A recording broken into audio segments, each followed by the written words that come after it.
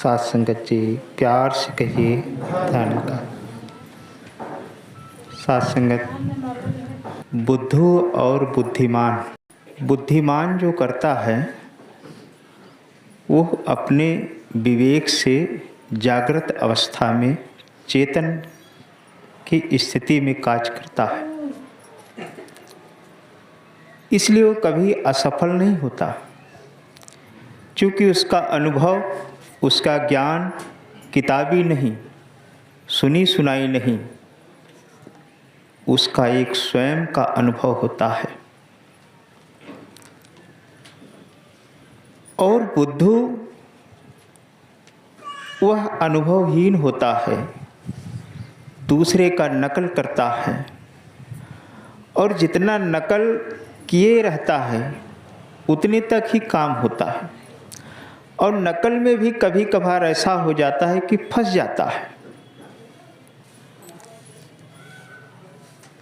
जैसे संगत में किसी वक्ता ने कहा या किसी चीज को मांगा तो हर महात्मा उसी को एक अपने विचार की कड़ी में जोड़ लेता है कि मैं भी यह चीज मांगूंगा तो मेरी वाणी भी सुन करके लोग अच्छा कहेंगे। सत्संगत दास तो कभी सोचता है कि ये सही है कि वो सही है। अक्सर गीत गाते हैं कि कलयुग के हम बंदर तुम मदारी बाबा जी, जिस मन होई उस नचावा। इधर तो पूरा समर्पण है, पर शायद गुरु से ज़्यादा हम बुद्धिमान हैं, इसलिए कहते हैं कि नहीं, हम बंदर नहीं हैं और ना ही तुम मदारी हो।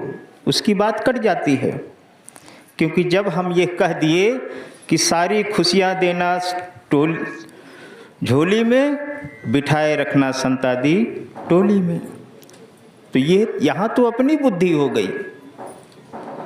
फिर वहाँ गुरु को समर्पण कहाँ है? तो यही सोचने पर विवश होता है कि ये सही है कि वो सही था। क्या ये मांगने पर ही देता है? अगर ये मांगने पर ही दे तो ये माँ नहीं है, क्योंकि माँ अक्सर सासंगत बच्चे का भला चाहती है।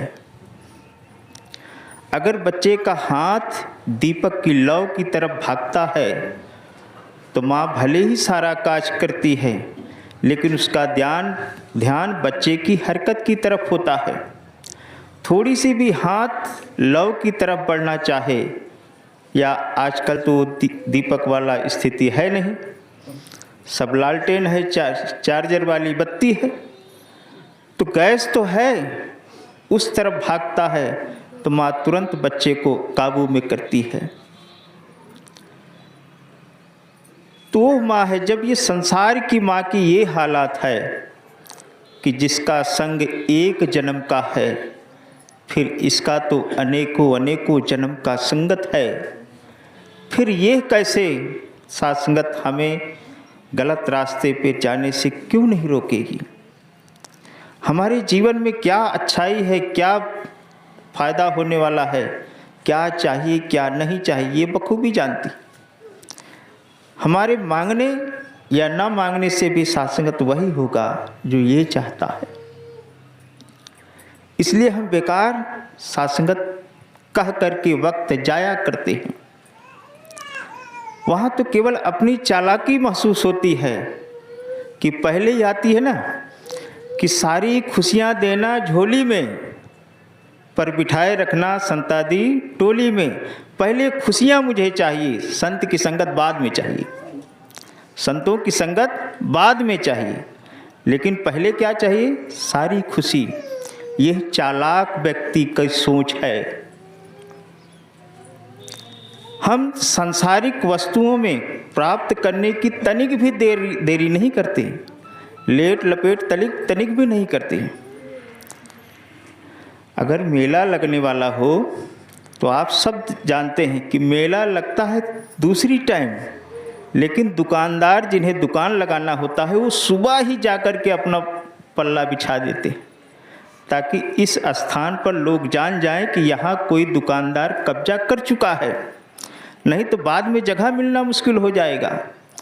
तो सांसारिक वस्तुओं को पाने में थोड़ी सी भी लापरवाही नहीं है, लेकिन संतादि टोली बिच बैठने का मतलब क्या है? ये नहीं कि संतों की संगत लगी हो, बैठे हों और मैं उसमें जाऊं, 12 से 2 है तो 1 बजे जा कर के बीच में बैठ जाऊंगा। हो गया कि संतादि टोली बीच बैठ गया। साथ संगत अगर ये सोच बना ले कि 12 बजे से संगत 2 बजे तक है, तो 11:15 साढ़े 11 बजे हम पहुंच जाएं, 10-15 मिनट पहले पहुंच जाएं, अगर समय है तो, घर पे हैं तो अगर पहले पहुंचेंगे तो साथ संगत समय से शुरू होगा और समय पर समाप्त होगा, तो और साथ संगत आनंद आता है। क्योंकि जब हम इसकी तरफ होंगे तो साथ संगत ये हमारी तरफ कई कदमों से आगे साथ संगत हमारी तरफ होता है। इसलिए संतों महापुरुषों ने पहले संगत को साथ संगत विशेषता दिया, क्योंकि सारे संगत के अलावा और भी कहीं हम होते हैं तो वहाँ हम इंसान हैं, इस संसार में हैं, कहीं न कहीं कुछ न कुछ गलतियाँ होती हैं जिससे पाप बढ़ता है, लेकिन सत्संग में आने से पाप घटता है। जो हुआ भी रहता है वह गुनाह सात्संगत कम हो जाता है। तो सबसे बड़ा फायदा तो यहाँ है, तो हम सात्संगत इसमें लापरवाही क्यों बरतें? तो कृपा करो सात्संगत कि आप जैसा चाहते हैं वैसा ही सात्संगत जीवन बने। प्यार से कहिए धन्यवाद।